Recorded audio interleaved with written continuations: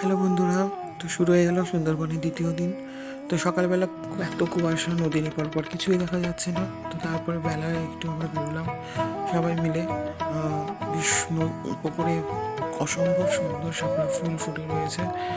গ্রাম দেখতে দেখতে পুকুরে এত সুন্দর শাপলা ফুল দেখতে দেখতে এত সুন্দর গ্রাম, শীতকালে অসাধারণ লাগছিল দেখতে। মানে সত্যি শীতকালে গ্রাম দেখতে অসাধারণ লাগে। তো তারপর একটা ছোট্ট বোট নিলাম, নিয়ে আমরা বেরিয়ে গেলাম সকলে মিলে।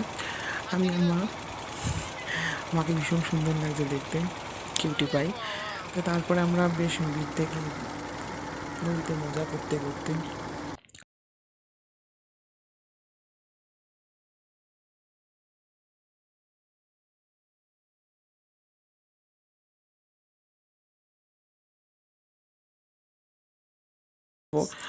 মানে কুমির আসার যখন তখন সম্ভাবনা ছিল। তো যাই হোক, আমরা হাত দিয়ে গাছ সরিয়ে সরিয়ে যেতে হচ্ছিল, এতটা গভীরে ছিলাম।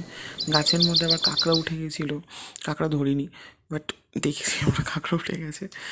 তো তারপরে আবার বেরিয়ে গেলাম, বেরিয়ে এই যে মুরগিটা দেখছেন, এটা আজকে রান্না হবে।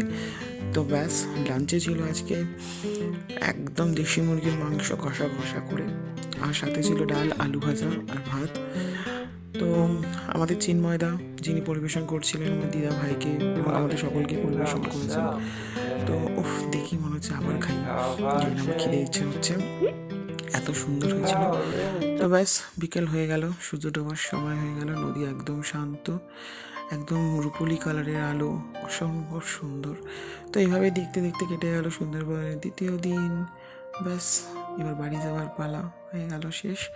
যদি আমার ভিডিওটা ভালো লেগে থাকে অবশ্যই লাইক করবেন, সাবস্ক্রাইব করবেন এবং কমেন্টস করবেন, শেয়ারও করবেন।